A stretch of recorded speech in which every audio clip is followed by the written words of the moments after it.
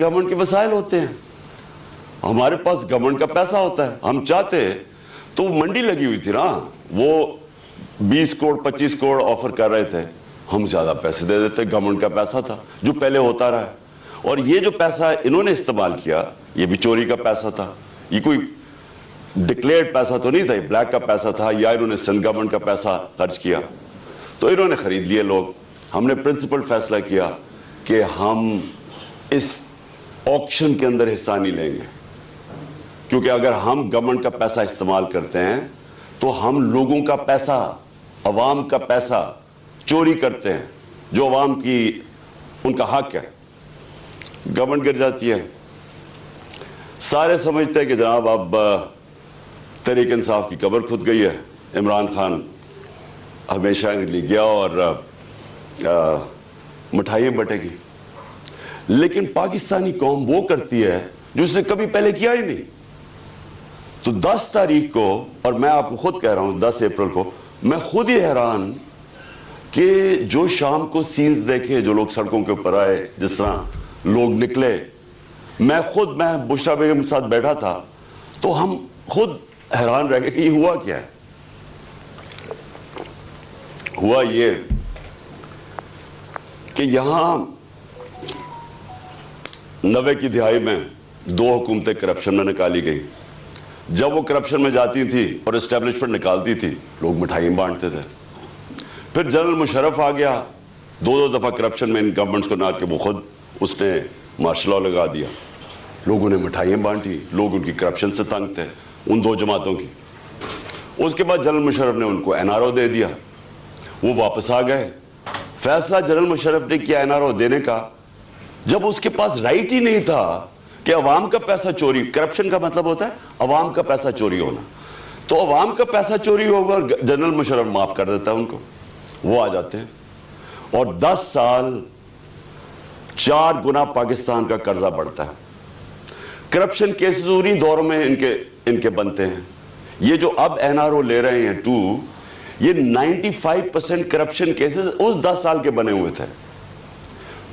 4 گنا پاکستان کا قرضہ بڑھ جاتا ہے. مجھے لوگ ووٹ دیتے ہیں اس لیے کہ لوگ ان سے تنگ تھے.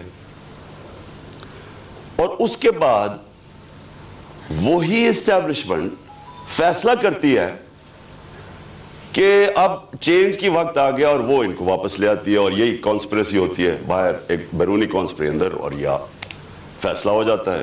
کہتے ہیں جی ہم نیوٹرل ہو گئے ہیں. نیوٹرل کا کوئی بھی مطلب لے لیں, مطلب تو یہ ہے کہ انہوں نے پتا تھا کہ سازش ہو رہی ہے, راستہ نہیں روکا, یہ آ جاتے ہیں.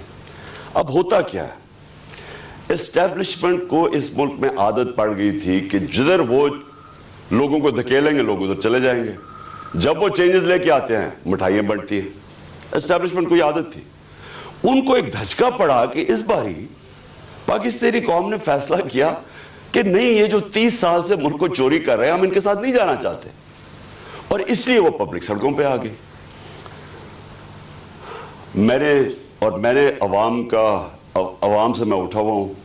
میں نے تو کوئی کسی ملٹری اسٹیبلشمنٹ کے اندر میری پارٹی تو نہیں بنی تھی, جس طرح نواز شریف بنا تھا یا جس طرح ذوالفقار علی بھٹو بنا تھا. میں تو 22 سال سٹرگل کر کے عوام سے اوپر آیا تھا, تو میں نے تو عوام میں واپس جانا تھا. اور عوام نے جس طرح میں اب کیا کہوں, میری پذیرائی کی, جس طرح انہوں نے میری حوصلہ افزائی کی, میں تو خود ہی اس پہ بھی حیران رہ گیا. گرمی کی انتہا, یعنی اس باری اپریل اور مئی دنیا میں کہتے ہیں کہ پاکستان سب سے گرم ملک تھا, اتنی گرمی تھی, اور ایک سے ایک بڑا جلسہ پبلک نے آنا شروع ہو گیا. ہم نے ایک لانگ مارچ اناؤنس کی 25 مئی کو. جب ہم نے لانگ مارچ اناؤنس کی تو انہوں نے 3 لانگ مارچز ہمارے خلاف کی. ہم نے سمجھا کہ آئین اور قانون ہمیں اجازت دیتا ہے, ہم نے ان کو کہیں روکا نہیں تھا, ہم نے ان کو اجازت دے دی, تو یہ بھی ہمیں آنے دیں گے. انہوں نے جو تشدد کیا, جو لوگوں کے گھروں میں 2 دن پہلے راتوں کے 3 بجے جا کے انہوں نے جس طرح کا تشدد کیا, نہ چادر نہ چار دیواری, لوگوں کو اٹھا کے لوگوں کو جیلوں میں ڈالا. کس وجہ سے؟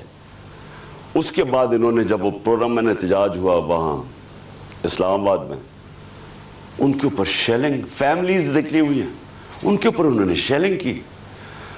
اور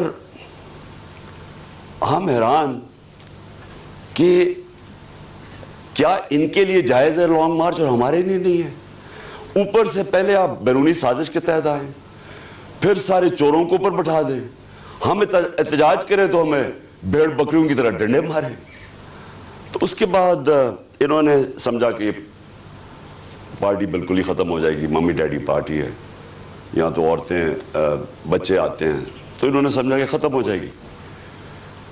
اور یہ سمجھے نہیں پاکستانی قوم کو، کیونکہ بند کمروں میں جب فیصلے ہوتے ہیں آپ کو نہیں پتا کہ گراؤنڈ کے اوپر کیا ہو رہا ہوتا ہے. جو انفارمیشن یہ لیتے ہیں، اگر ان کی انفارمیشن یہ کریکٹ ہوتی تو اس ملک میں اتنے زیادہ حادثے نہ ہوئے ہوتے. انفارمیشن کدھر سے آتی ہے؟ گراؤنڈ کا سچویشن نہیں پتا.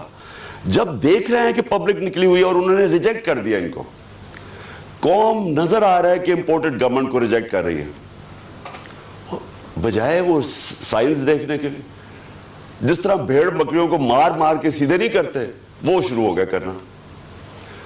بائی الیکشن آیا 17 جولائی کو. 17 جولائی کے بائی الیکشن میں ساری گورنمنٹ کی مشینری استعمال ہوئی. الیکشن کمیشن نے ہر قسم کی دھاندلی کی ان کے لیے. ای وی ایم مشین اس نے اس لیے نہیں آنے دی کیونکہ ان دونوں پارٹیز نے جعلی ووٹس رجسٹر کروائی ہوئی ہیں ہر حلقے میں. نہیں تو کامن سینس ہے کہ ساری ٹیکنالوجی کا استعمال کریں. جو 2015 کے اندر جو جوڈیشل کمیشن بیٹھی تھی دھاندلی پہ، اس میں ایک چیز واضح ہوگی کہ اگر آپ ای وی ایم مشینز لے آئیں تو 90% دھاندلی ختم ہو جاتی ہے. انہوں نے جان کے نہیں آنے دی. اس الیکشن کمیشن نے روکا. ان دونوں پارٹیز انہوں نے مخالفت کی اور ہینڈلرز نے مخالفت کی کیونکہ مینپولیٹ نہیں ہو سکتے الیکشن. اس کے بعد بٹن دباؤ تو رزلٹ آ جاتا ہے. ہم حیران، ہم چاہ رہے فری اینڈ فیئر الیکشن. پہلی دفعہ گورنمنٹ نے کوشش کی اور انہوں نے اپوز کیا. اس کے باوجود پی ٹی آئی سویپ کر جاتی ہے، تحریک انصاف جیت جاتی ہے، سارے دنگ رہ جاتے. پھر بھی سائنس نہیں پڑھے کہ قوم کدھر کھڑی ہے. اس کے بعد مزید اور پریشر، دھمکیاں. اور اس کے بعد کیا ہوتا ہے کہ ایک چینج ہوتا ہے، ایک